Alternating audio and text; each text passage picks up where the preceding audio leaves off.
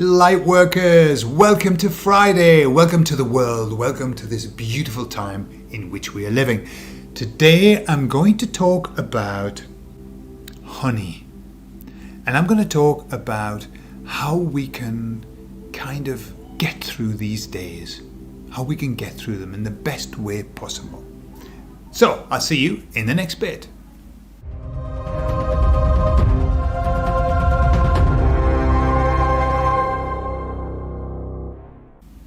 These days are strange.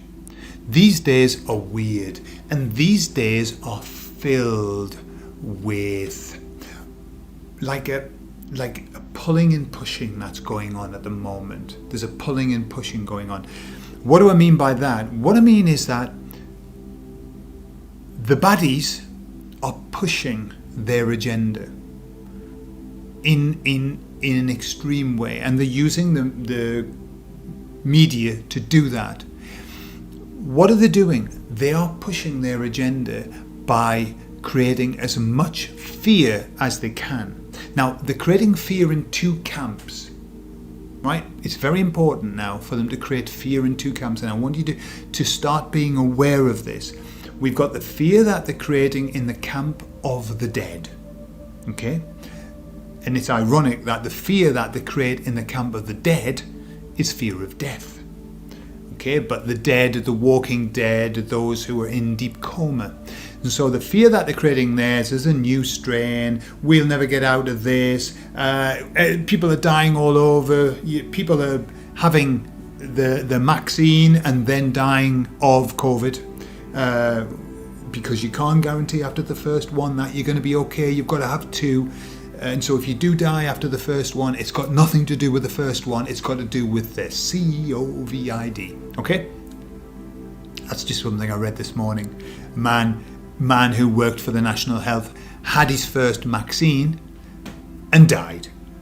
And in the UK paper it said, and we don't even know where,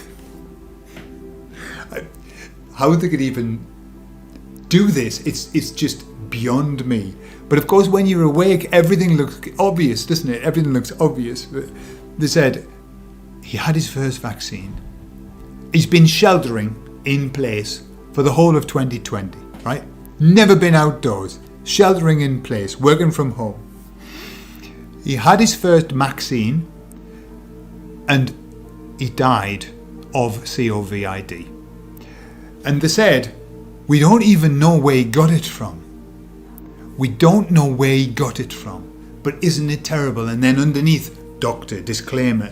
Doctors need you to know that there is no guarantee after the first one that you will not catch it. Okay? So that's what they're saying. Anyway, so this is like this big thing about like getting the dead to be frightened, all right, of death. Okay? And then they are fully aware that there is this massive group of people who are waking up, and it keeps getting bigger, and everything that they're doing makes it worse. Every time that they push, this gets bigger. Every time they pull, this gets bigger. Every time whatever they do, every lie that they tell makes this get bigger. And so what they're starting to do is they're starting to also inject fear porn into that group. They know about this group. They know fine well. They've got to get this group, the dead, to push against this group, to hate this group, which they're doing very well, you know, with these anti-vaxxers's. Yeah. And but they also want to get us fearful. Why do they want us fearful? Why do they want the living fearful? Why do they want those who are moving toward a 5-dimensional existence fearful? Well, because there are only two things in this world: fear and love. Fear and love. The dead are in fear. The people who are moving and awakened are moving toward love. Okay? When we are fearful, we can't be in love. You cannot have the two. It's a dichotomy. One or the other, the Hobson's choice. Do you want to be fearful or do you want to be loving? Right? And okay, we can move in and out of them. All right? But when we are in love, we are creators. When we are in love, we are generating the future. And when we are in fear, we are maintaining the status quo. We are maintaining the fear world. Okay? And so they know that they've got to make us frightened. And so how are they doing it? Well, they're doing it through weaponizing the media toward us. So threatening that everybody and those who don't will have their scorecard marked. You'll have your card marked. You will be blackened. You'll be the black sheep of the society. You won't be able to travel. You won't be able to do anything. It'll be awful. It'll be goddamn awful. And that is frightening us. And absolutely with good cause. Because we don't want to spend the rest of our lives stuck at home, not being able to do anything. However, for us to get out of this, for us to actually get through this, and we will get through it, and we are getting through it, okay? All that we need to do is to find ways of managing our state. Now, for those people who are having those, oh my God, what's this all about? Go back to the video from last week and just do the exercises. Do the exercises, okay? I promise you, it will put you in a better place. I promise you. Do the exercises. Lots of people have been commenting on it and saying that it really helped, okay? Just do them. However, I want to help you to understand something else, a reframe, in fact. There are two places that we can be. We can be frightened, or we can be couldn't give a shit, couldn't care less, right? The best place to be is in the couldn't care less. I've got stuff to do, right? Now, there's no need for me to say switch off the TV, because nobody that watches this channel, I think, watches the TV. Nobody's interested in it, okay? But I would say at the same time, switch off Facebook, switch off Twitter.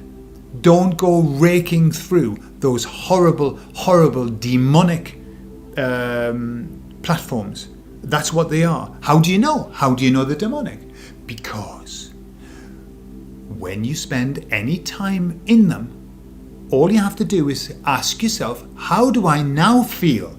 How is my spirituality now that I've just spent an hour scrolling through the most horrific feeds in Facebook, or reading the most inane or most violent or most brutal or attacking comments in Twitter?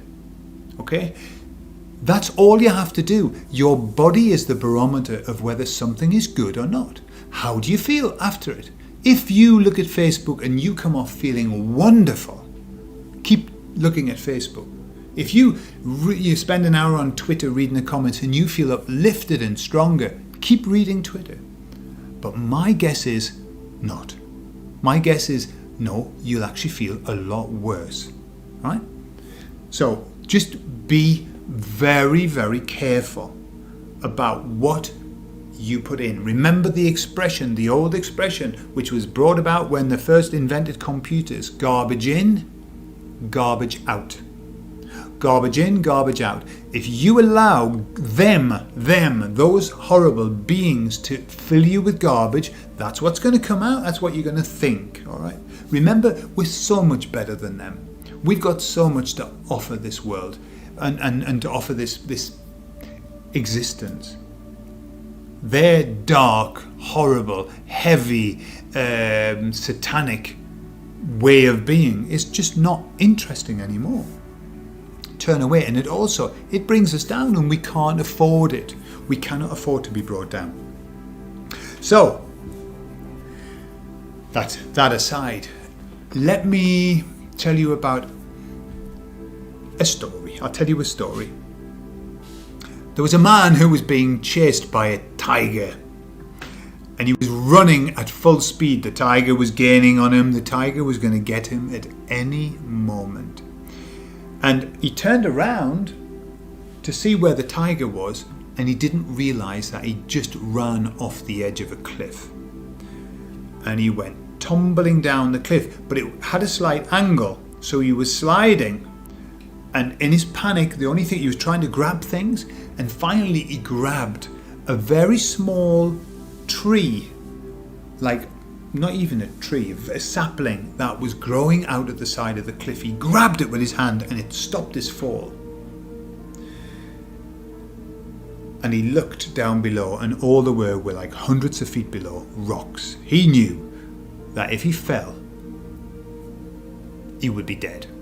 And he looked up above, and just above him, the tiger's looking down. So he couldn't scramble back up either. The tiger's waiting for him. Rocks below.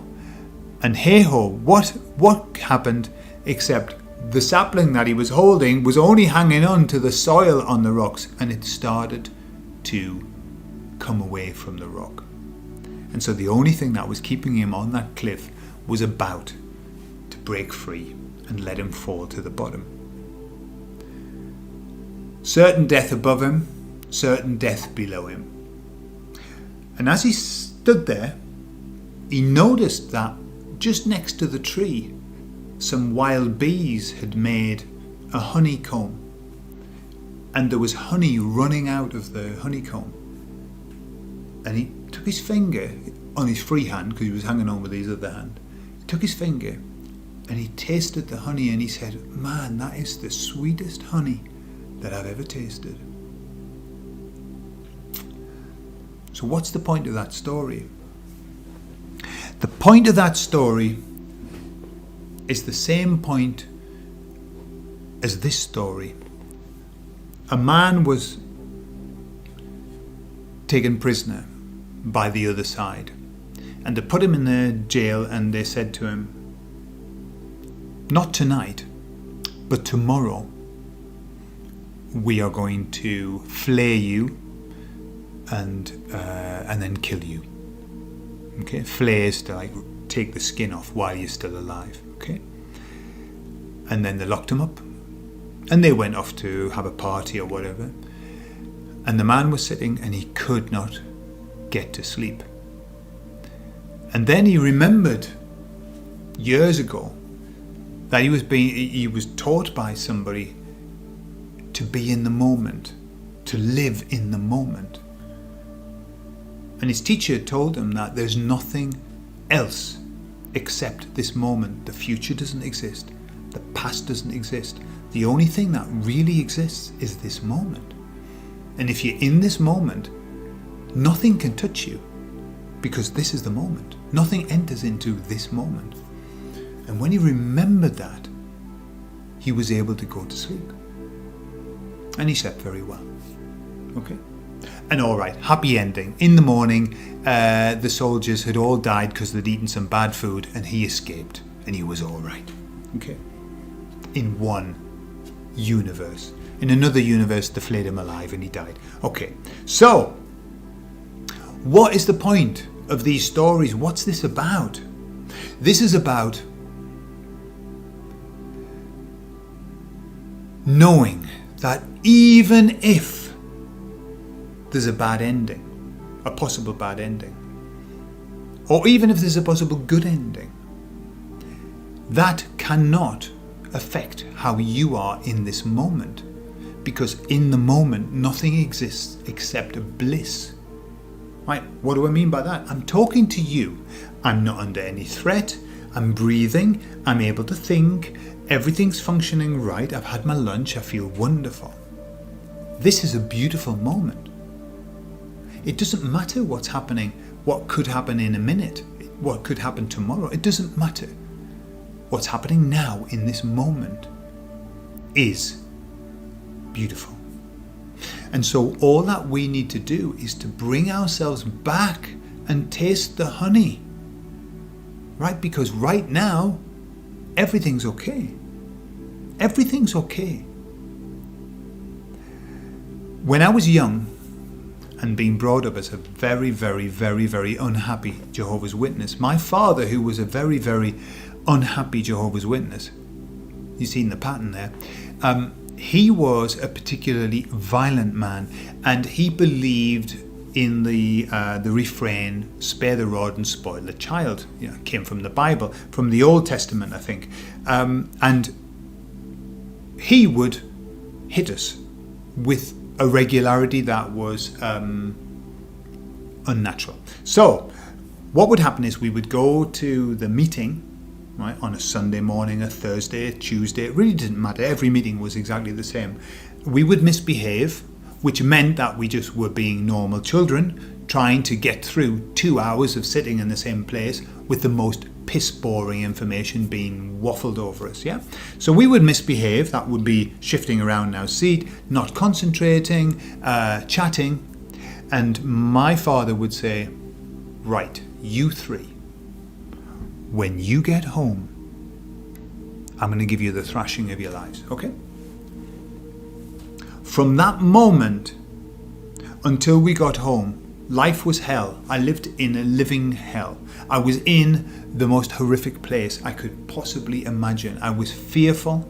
I was anxious. Remember, future-based anxiety. I was anxious because I knew that the time that I was in now, I couldn't enjoy because death was coming. Remember, that's what, as a child, somebody's going to beat you up. That's you're fearful of death, and it stays with us. Every fear is based on death, and so I used to have a really shit time. The problem was, if we misbehaved at the beginning of the meeting, then we had to wait 2 hours to the end of the meeting. So I used to be upset for 2 hours, and then we'd have to go out into the field service, which is knocking on doors. That's another hour and a half. So, and then we would go home. Now, when we got home, my father would often say, I'm not going to do it before lunch. I'm going to do it after lunch. Okay? And so we would have lunch, and I wouldn't enjoy the lunch either. I didn't have an appetite. I was frightened, shitting myself. Right? I wasn't alone. There were 3 of us, but we were all in the same boat. And then finally, at the end, maybe 4 hours later, my father would take us to the bedroom, and then he would say, who's first? And one of us had to volunteer. It was always my brother, because he was the brave one. He was the one who would put his hand up. And I was always the last one. Why? Because I was the smallest. I was the baby, and I used to shit myself. So I would never put my hand up to say first. And so not only did I have to wait 4 hours for the punishment, but then I had to wait. I had to watch my brother being punished and then watch my sister being punished, and then it was my turn. That period of time, I learned a lot from that. I learned a lot. I learned how to be frightened. I learned how to be anxious. And I carried that fear and anxiety with me through my whole life. Something's coming up. And so therefore, if something's coming up, I cannot enjoy the moment. That was what I'd learned as a child. But you know what happened? When I was hit, finally, it hurt. Didn't last that long. It hurt. Okay?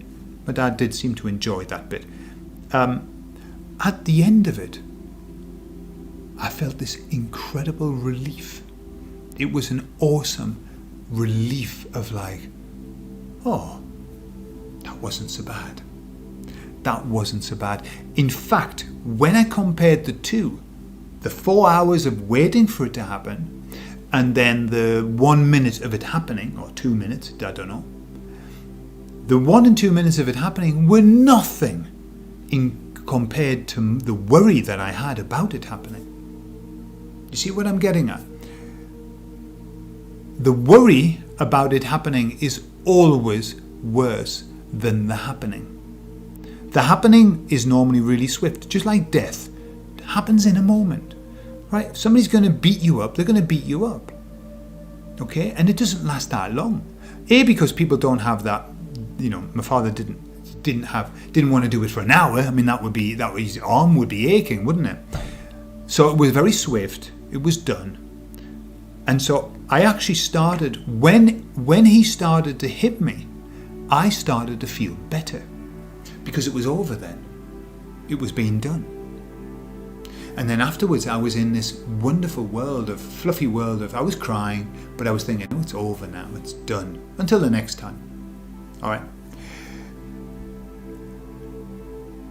What I learned was that, why did I allow a horrible, stinking, evil person to steal 4 hours of my life? Why did I allow him to do that? Well, because I was fearful, because I didn't understand that actually it's worse to be worried about it than it is actually just to have it done. And so that's why my brother used to put his hand up. He wanted it over because he knew it was better, because then he would be okay. So at the moment, they are hanging the sword of Damocles over us. It's getting closer. Now, we've got two options. One is we can worry the hell about it. We can worry ourselves to death about it. What if? Now, when my father said he was going to hit me, I knew he was going to hit me. There was never one time when he said, I'm going to hit you, and he didn't. The problem that we've got today, or the wonderful thing is, they're saying a lot of things, and none of them are backed up with anything. It's like all fart and no blow. And so what we don't do is put into our belief, our mindset, that this is really going to happen. This is all postulation. This is all fear porn. This is them trying to get us to not be able to create. This is them trying to get us to stop our growth, to stop our spirituality. And at the same time, it's trying to get them, the dead people, so frightened that they say, pop it in there. Pop it in there. I want to get back to normality. I want to get back to my normal life of not seeing or thinking. Just let me not see and think. Put it in there. Okay? So, and that's working with them. And that's fine. Loads of people are saying, yeah, I'll just get it because, well, I like to travel. Yeah, that's it. So that's their reference. That's their logic. I'll have it because I like to travel. Okay. But that's a sleeping person's mentality of like, don't care. I just want to travel. I just live for my holidays, Then we've got us who are thinking, there's absolutely no way that I'm having it in. And trust me, and I'll help you with something. If they force you to have it against your will, it doesn't work. And what I mean by that is that it doesn't work. That will not damage you spiritually. It will not damage you. If they force your children to have it against the parents' will, it will not damage them spiritually. You can rescind that. You cannot consent on their behalf. When you say, I do not consent for me and I do not consent for my children, no matter what they do to us, it will never take away our sovereignty. It will never take away our soul. This is really important for you to know. So even if it were to happen, the worst case scenario, they go crazy, man, and they go and they drag us and stick it in us and Bob's your uncle, it will not affect us. Because we are in a free will planet and it is our choice. We must consent for it to work. We must consent for us to sign the contract to say, yes, I'm moving over to that side. And as long as we don't consent, it doesn't matter what they do to us, it won't matter. So, we're on the cliff edge. It's looking a bit precarious, but there's honey to be tasted. Enjoy the honey. Sleep well, because all that we have is right now. All that we're living in is right now. We're not living in the future, and we're not living in the past. And so everything is okay right now. So enjoy right now. And if you catch yourself worried about the future, okay, that's all. Put yourself back on track. Be creative. Start bettering yourself. This is the time to better yourself, okay? This is what all of the mediums are saying. All of the people who are channeling. This is the time to start to create. This is the time to better yourself. To make yourself a better person. To get your skills up. Lift your skills up, because we're going to need them. We're going to need every skill that we have and more for us to rebuild. So, start working on yourself. Live in the moment. Meditate. Create. Haven. EFT yourself. And keep yourself in a great place. Because we need you. And you need us. And we need ourselves. We need everybody to be in a good place because we need to be the strength. Okay? We need to be the strength. Because nobody else, all the people on that side are so willy-nilly and nothing. We cannot count on them. They are not the ones who are going to save us. We are going to save us. And those upstairs. Okay? So, have a lovely weekend and I'll see you on Monday. Keep the faith. All is well. All is well. We've got this.